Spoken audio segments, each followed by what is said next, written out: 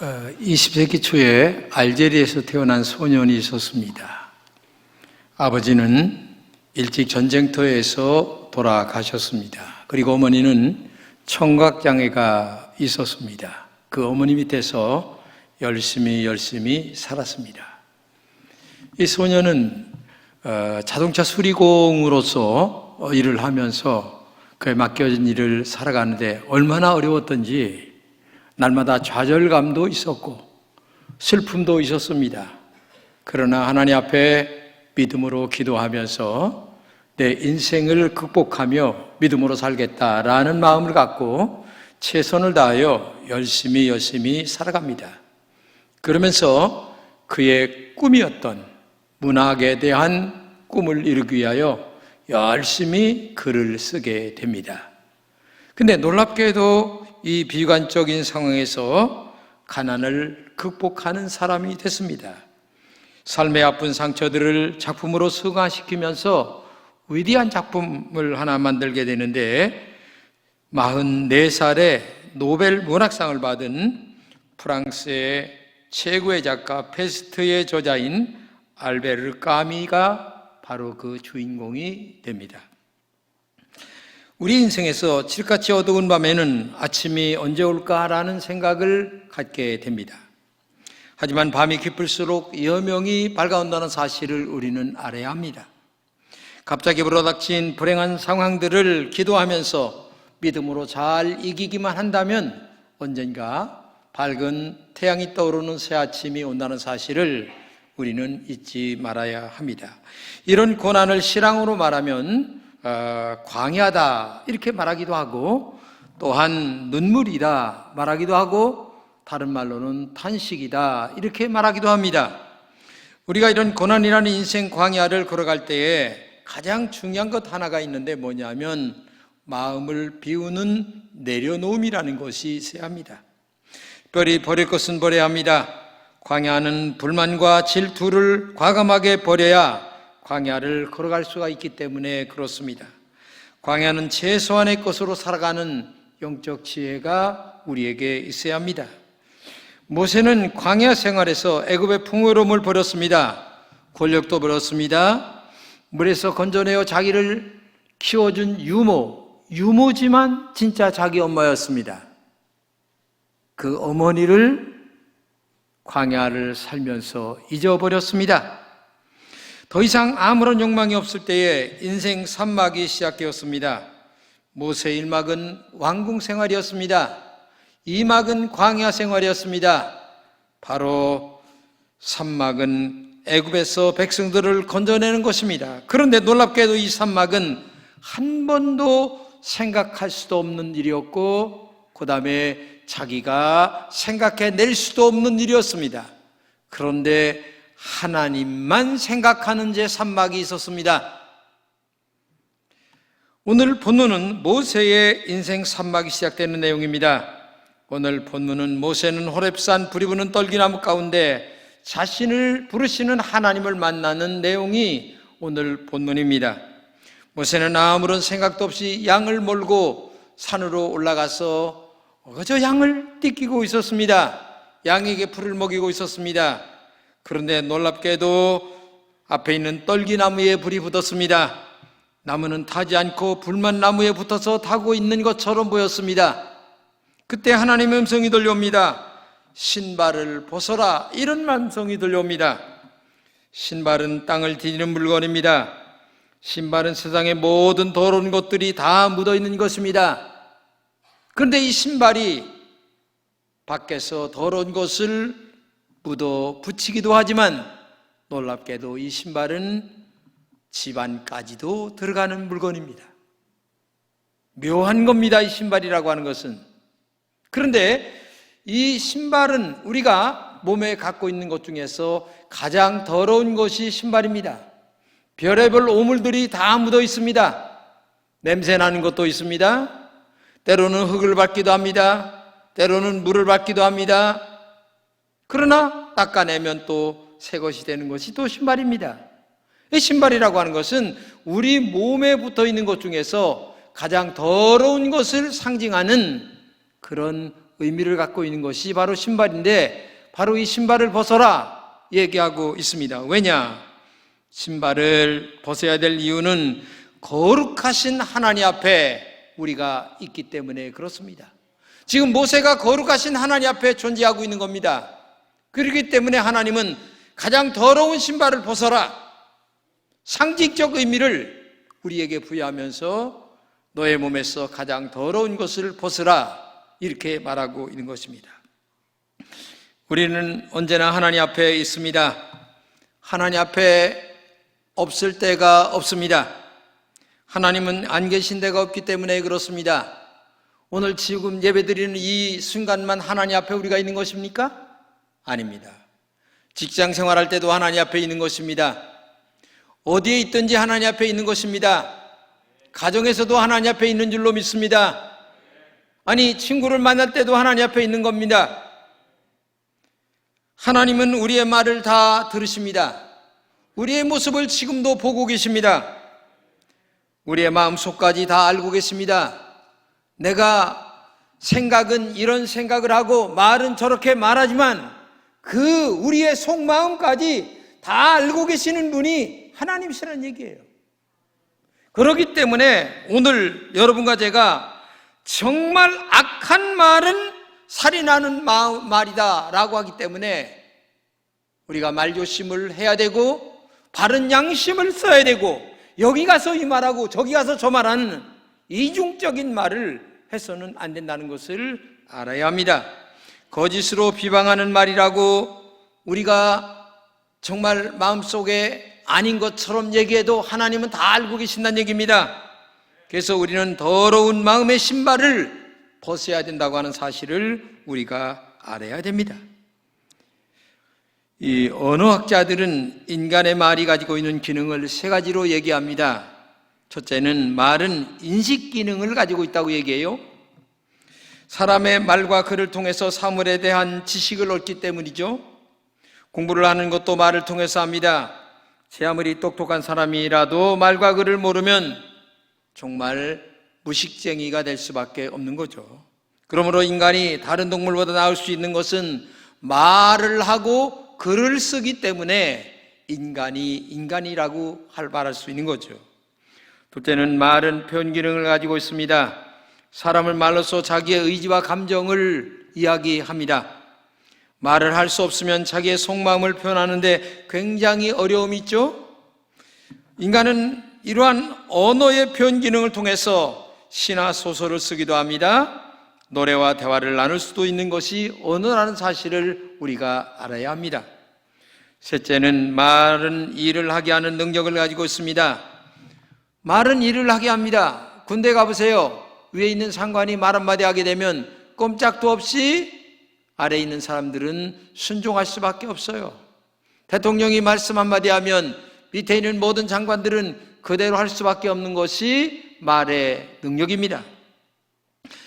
우리나라의 속담에 말 한마디로 천냥빚을 갚는다라고 하는 말이 있습니다. 반대로 말하면 말 한마디로 천냥빚을 질 수도 있다는 말입니다. 그러니까 말이 얼마나 소중하냐, 말의 가치가 얼마나 대장하냐. 그래서 말의 조심성을 우리가 정말 알아야 된다는 것을 한마디로 말해주고 있다고 하는 사실입니다. 말은 우리의 삶에 큰 유익을 끼칠 수도 있습니다. 그러나 말은 반대로 우리에게 엄청난 손해를 끼치고 있다고 하는 사실도 알아야 합니다. 그리고 말은 그 사람의 인격을 보여줍니다. 말은 그 사람의 신앙 수준을 보여줍니다. 말은 그 사람의 내면을 고스란히 밖으로 드러내는 것이 말입니다. 이렇게 말은 그 사람의 참모습을 알게 됩니다. 말은 그 사람의 운명을 좌우하기도 한다는 얘기입니다. 머지않은 장래에 우리 모두는 하나님 앞에 갈 것입니다. 히브리서 9장 27절입니다. 사람이 한 번 죽는 것은 정해진 일이요 그 뒤에는 심판이 있으리니. 여기 두 가지가 얘기하고 있어요. 사람이 한 번 죽는 것은 정해진 것이다. 그 길을 피할 사람은 인간 아무도 없다는 얘기입니다. 바로 죽는다는 얘기입니다. 그리고 심판이 있다는 얘기입니다. 하나님 앞에 가서 서서 네가 삶을 어떻게 살았나, 말을 어떻게 했는가, 언제 어디서 어떻게 거짓말을 했는가를 하나님이 판단할 시간이 있다는 얘기입니다. 그것은 죽어서만이 아니라 이 땅에서도 하나님이 심판의 기능을 갖고 우리의 삶을, 우리의 자녀들까지 이어진다고 하는 사실을 우리가 알아야 됩니다. 함부로 말하지 말아야 됩니다. 하나님을 두려워할 줄 알아야 됩니다. 그렇기 때문에 오늘도 우리는 하나님의 심판대 앞에 서기 때문에 언제나 말의 조심성을 갖고 우리의 말이 내 대에 나타날지 내 자녀들 대에 나타날지 알 수 없어요. 두려운 하나님 앞에 우리의 말이 얼마나 소중한가를 알고 한마디 한마디가 조심스럽게 내뱉는 영적 지혜가 여러분들에게 있기를 진심으로 축복합니다. 로마서 14장 10절입니다. 그때 우리는 우리가 한 말에 대하여도 신문을 받고 심판을 받게 됩니다. 참 무서운 말입니다. 그래서 말을 우리가 언제나 조심스럽게 내뱉고 말을 하는 영적 지혜가 있는 사람이 하나님 앞에 바르게 사는 사람이고 그리고 사람 앞에도 바르게 사는 사람이다. 그러면 영적 신발은 뭐냐? 본문에 신발을 벗으라고 하는 것을 영적으로 여러분 생각해 보시기 바랍니다. 우리가 발에 신고 다니는 신발보다 더 더러운 신발이 있어요. 바로 우리의 마음의 신발입니다. 우리의 마음에는 더러운 것들이 수없이 들락거립니다. 우리 몸에서 마음보다 더 더러운 것이 없어요. 모든 나쁜 생각이 마음에서 나옵니다. 악한 계략들이 마음에서 나와요.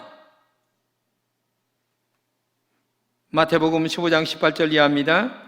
그러나 입에서 나오는 것들은 마음에서 나오는데 그것들이 사람을 더럽힌다. 마음에서 악한 생각들이 나온다. 곧 살인과 간음과 음행과 도둑질과 거짓 증언과 비방이다. 이런 것들이 사람을 더럽힌다. 그러나 손을 씻지 않고서 먹는 것은 사람을 더럽히지 않는다. 여기서 두 가지를 얘기합니다. 인간의 마음 속에서 별의별 악한 것들이 다 나온다는 겁니다.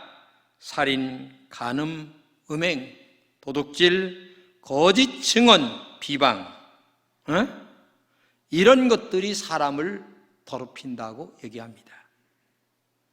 그런데 또 한 가지 얘기하는데 손을 씻지 않고 먹는 것은 사람을 더럽히지 않는다는 겁니다. 그러니까 들어가는 것보다 이 마음 안에서 입으로 나오는 것들이 훨씬 더 더럽게 만든다는 얘기를 지금 하고 있는 거예요. 손을 안 씻었다고 더러운 것이 아닙니다. 목욕을 안 했다고 더러운 것이 아닙니다. 진짜 더러운 것은 마음에서 악한 마음을 갖고 악한 생각을 가지고 하는 말이 훨씬 더 더럽다는 얘기입니다. 이걸 지금 하나님이 말씀하고 있는 겁니다. 정말 더러운 것들은 우리의 마음이라고 얘기하고 있는 겁니다. 우리의 마음에 악한 생각들이 말로 변해서 나옵니다. 그것들은 우리가 입으로 말할 수 없을 정도로 혐오스럽기도 합니다. 어떻게 신앙인의 입에서 그렇게 오물보다도 더러운 말들을 하는지 모릅니다. 우리가 하나님 앞에 어떻게 책임지려고 그런 말을 하는지 소름이 끼칠 정도입니다. 우리는 우리의 말과 행동을 다 듣고 보시는 하나님을 두려워하는 마음을 가져야 합니다. 악한 말들은 사람을 살인하는 말입니다. 거짓으로 비방하는 말입니다. 그렇기 때문에 우리 마음에서 나오는 말을 조심하고 또 조심하고 내가 이 말을 해야 할까 안 할까를 늘 두렵고 떨리는 마음으로 해야 되는 거예요. 이게 신앙인의 영적 자세인 줄로 믿습니다. 여러분 지금까지 한 말 중에 믿지 않는 자들보다 더 악한 말을 할 때가 얼마나 많이 있었어요? 더 많았어요. 저도 사실 그렇고요. 설교를 준비하면서 저도 많이 회개하고 많이 하나님 앞에 악한 말을 악한 생각을 한 것조차도 하나님 앞에 회개 기도를 했어요. 왜? 나도 그 범죄에서 벗어날 수 없는 사람이기 때문에 그렇다는 얘기예요. 시 한 편을 한번 보겠습니다. 띄워주시면 좋겠어요. 오광수 시인인데 좋은 말을 하고 살면이라는 제목인데 한번 여러분 읽겠습니다. 말 한마디가 당신입니다. 좋은 말을 하면 좋은 사람이 되고 아름다운 말을 하면 아름다운 사람이 됩니다. 말 한마디가 당신의 생활입니다. 험한 말을 하는 생활은 험할 수밖에 없고 고운 말을 하는 생활은 고와집니다. 말 한마디가 당신의 이웃입니다. 친절한 말을 하면 모두가 친절한 이웃이 되고 거친 말을 하면 거북한 관계가 됩니다. 말 한마디가 당신의 미래입니다. 긍정적인 말을 하면 아름다운 소망을 이루지만 부정적인 말을 하면 실패만 되풀이 됩니다. 말 한마디에 이제 당신이 달라집니다. 예의 바르면 겸손한 말을 존경을 받습니다. 진실하며 자신 있는 말은 신뢰를 얻습니다. 좋은 말을 하고 살면 정말 좋은 사람이 됩니다. 너무 멋있는 시죠? 참 제가 이 시를 설교 준비하면서 참 많이 읽었습니다. 그래 정말 좋은 말만 해야 되겠다 하는 생각을 제 자신이 많이 가지게 됐어요. 우리 신앙인들은 듣는 분들에게 은혜를 끼치는 말만 해야 합니다. 잠언 10장 11절입니다. 의인의 입은 생명의 샘이라도 악인의 입은 독을 머금었느니라. 생명의 샘이라고 하는 말은 사람을 살리는 아주 꿀 같은 생명수와 같은 말만 입에서 늘 내는 사람. 응? 악인의 입은 독을 머금어요. 독이 나오면 죽게 되는 거죠. 악인의 입은 남을 흉보는 말을 합니다. 믿음 있는 사람은 선한 말을 합니다. 칭찬의 말을 합니다. 덕스러운 말만 합니다. 위로의 말을 합니다. 화평케 하는 말을 합니다. 용기를 주는 말을 합니다. 근데 악인의 말은 이간질을 합니다. 사람을 갈라놓으려고 해요. 여러분 자신을 한번 생각해 보세요. 나는 화평케 하는 자의 말만 하는 사람인가? 이간질을 시키려고 여기저기 돌아다니면서 사람을 갈라놓는 말만 하지 않았나? 깊게 생각해 보세요. 하나님 앞에 책임질 말입니다. 빌립보서 4장 18절입니다. 끝으로 형제들아 무엇에든지 참되며 무엇에든지 경건하며 무엇에든지 오르며 무엇에든지 정결하며 무엇에든지 사랑받을 만하며 무엇에든지 칭찬받을 만하며 무슨 덕이 있든지 무슨 기림이 있든지 이것들을 생각하라. 자, 무엇이든지 칭찬받을 만한 인격과 그 인격을 갖고 이 마음속에서 나오는 말을 그렇게 표현하는 영적 자세가 우리에게 있어야 된다고 한다는 말이죠. 그래서 사람은 말의 훈련이 필요합니다. 평상시 말의 훈련. 믿음의 말을 해야 한다는 얘기입니다. 들어서 좋은 말을 해야 한다는 얘기입니다. 긍정의 말을 반복적으로 연습해야 된다는 얘기입니다. 특히 축복하는 훈련을 해야 합니다. 반대로 불신앙적인 말이나 비방의 말은 버려야 된다는 얘기입니다. 야고보 사도의 말처럼 우리 입에 재갈을 물릴 줄 아는 자기 인내도 필요합니다. 이런 말을 하면 안 되지 하면서 재갈을 스스로 물릴 줄 아는 인내성도 필요한데 참 오래 믿었다고 하는 사람들이 오히려 인내성이 없이 함부로 나쁜 말을 하는 경우가 많이 있습니다. 이것은 우리가 그냥 하는 말 같지만 하나님이 듣고 계시고 하나님이 보고 계시고 하나님이 기록하고 계시는 줄로 믿습니다. 두려운 거예요. 이걸 우리가 알아야 된다는 얘기예요. 에베소 5장 4절입니다. 누추함과 어리석은 말이나 희롱의 말이 마땅치 아니하니 돌이켜 감사하는 말을 하라. 그렇죠. 감사하는 말을 하고 칭찬하는 말을 하고 들어서 좋은 말을 하고 그게 그 사람의 인격이에요. 그게 그 사람의 바른 신앙인의 태도입니다. 말은 복도 되고 화도 됩니다. 나쁜 일도 좋다고 말하면 좋은 일로 변하여 복이 되어 돌아옵니다. 좋은 일도 나쁘다고 말하면 화가 되어 돌아옵니다. 좋다고 말하면 좋은 씨앗이 되어 좋은 열매를 맺게 됩니다. 주관에서 좋은 말을 하는 자가 좋은 결과가 있다는 사실을 꼭 기억하시기를 축복합니다. 우리가 성경의 한 예를 들겠습니다. 민수기 14장 봅니다. 모세가 가나안 땅에 들어갑니다. 근데 들어가기 전에 12명의 정탐꾼을 한 지파별로 한 사람씩 뽑아서 보냅니다. 근데 똑같이 40일 동안 가서 정탐을 하고 와서 보고를 합니다. 똑같이 보고를 해요. 똑같이 봤어요. 그런데 10명은 부정적인 얘기를 하고 2명은 여호수아 갈렙은 긍정적인 얘기를 합니다. 근데 부정적인 얘기한 이야기를 그 10명 중에 보고하는 이야기가 이렇게 얘기합니다. 그곳에 있는 사람들은 기골이 장대하다. 그들과 비교해서 우리는 메뚜기만도 못하다. 그들과 싸워서 그들의 칼에 맞아 죽기보다는 차라리 광야에서 죽는 것이 낫다. 이렇게 보고를 하는 거예요. 그러니까 사람들의 마음이 막 동요가 되면서 야, 우리가 죽으러 왔나? 하면서 모세를 원망합니다. 아론을 원망합니다. 그러면서 그들은 결국 가나안 땅에 들어가질 못합니다. 그런데 여호수아 갈렙은 이렇게 얘기합니다. 하나님이 우리와 함께 하시고 우리를 기뻐하시면 저 땅 밥처럼 먹어 들어갈 수가 있다. 그러니까 그들은 우리의 밥이다. 아무리 강해도 우리가 씹어 먹을 수 있는 밥일 뿐이야. 근데 놀랍게도 그들이 한 말대로 여호수아 갈렙은 가나안 땅에 살아서 들어갑니다. 이게 성경의 이야기예요.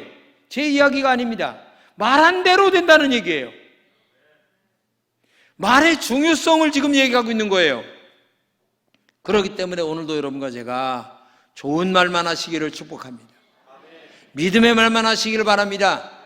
누가 나쁜 얘기하면 아이 그런 얘기 하지 말어. 왜 좋은 말 많이 두고 왜 들어서 그렇게 입에서 나쁜 말을 해? 서로 그렇게 격려하며 살아가고 분위기를 그렇게 만들어 가야 되는데 거기다가 꿍짝을 맞춘다면 그게 되겠어요?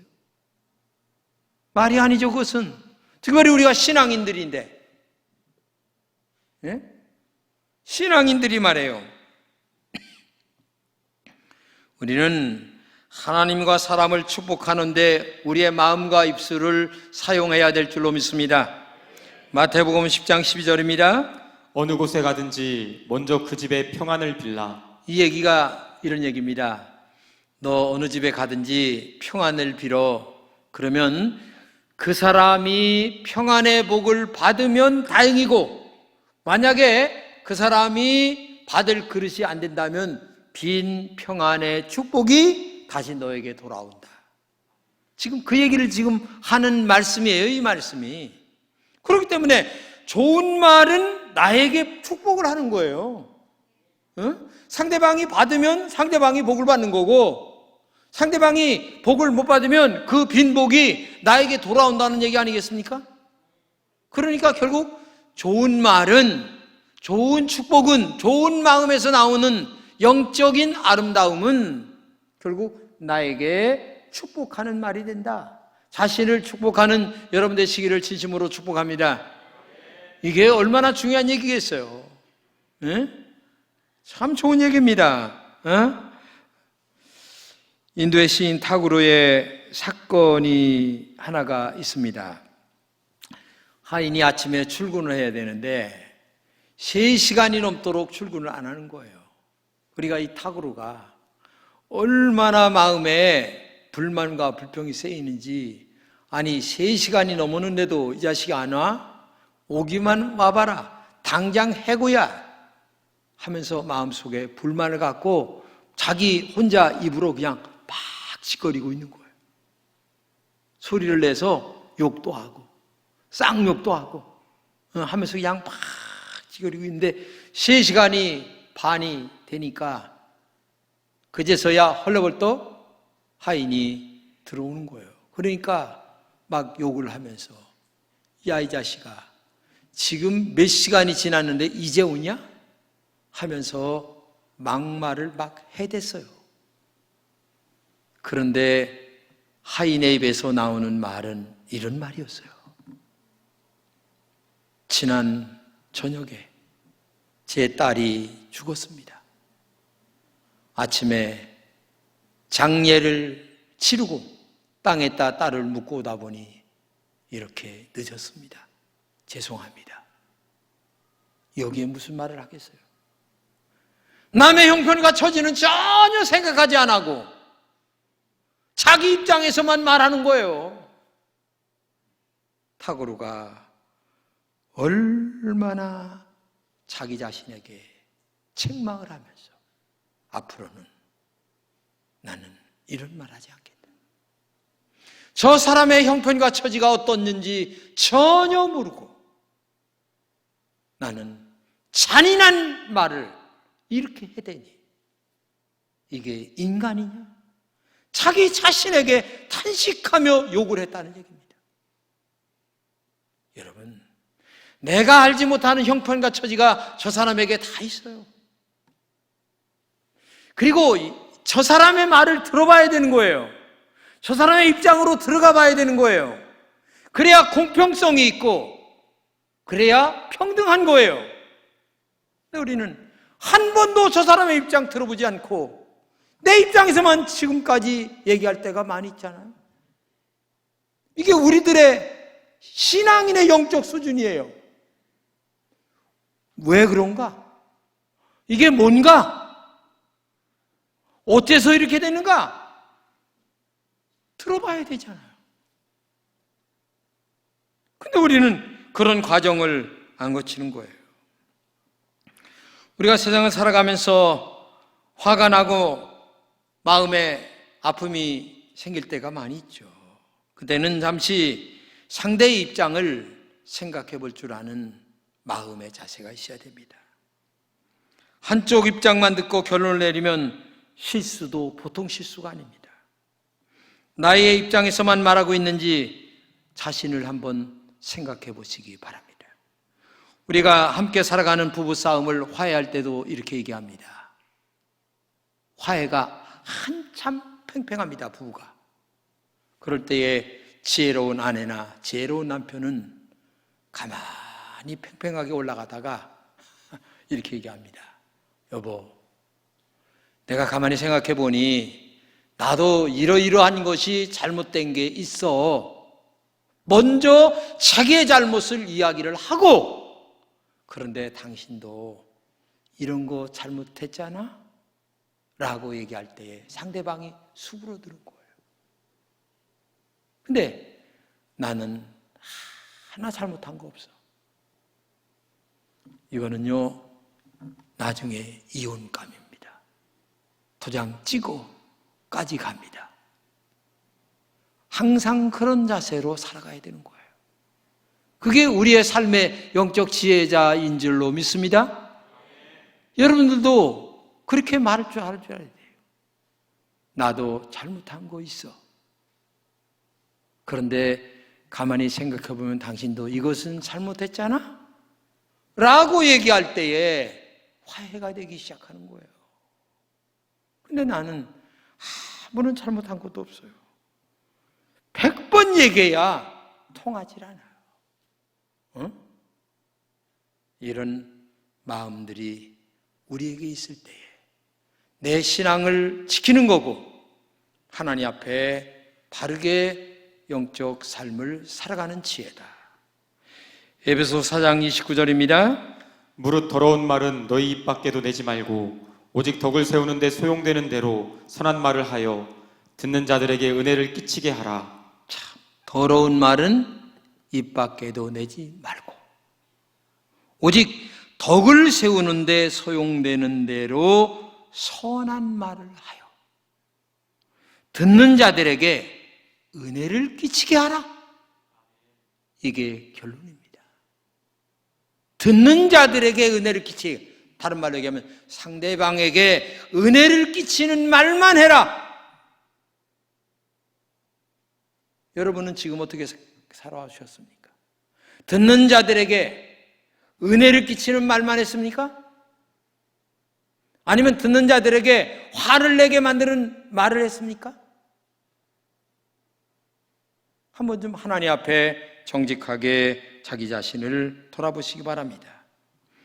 이제 우리는 더러운 마음의 신발을 벗어야 합니다. 할 수 있거든 모든 사람과 더불어 좋은 말만 하는 여러분 되시기를 축복합니다. 그래서 자신을 축복하는 우리 금천의 모든 식구들이 되시기를 진심으로 축복합니다. 기도하겠습니다. 하나님 감사합니다. 우리 금천의 모든 성도들에게 좋은 말만 하는 영적 지혜가 저들에게 있게 하여 주시옵소서. 성령님, 나를 돌아보게 도와주시고 나를 잘 다스리게 도와주시고 덕을 세우는 말만 하는 아름다움이 우리 모든 금천의 성도들에게 있게 하여 주옵소서. 그래서 화합을 이루고 하나가 되게 만드는 영적 지혜가 우리 모든 성도들에게 있게 하여 주옵소서. 예수님의 이름으로 기도드립니다. 아멘.